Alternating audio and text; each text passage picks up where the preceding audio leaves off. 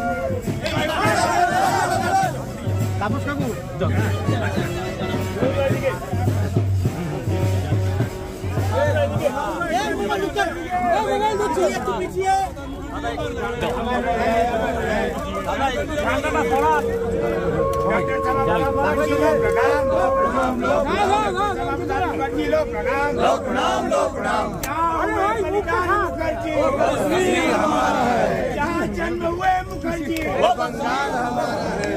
जहाँ जन्म हुए मुखर्जी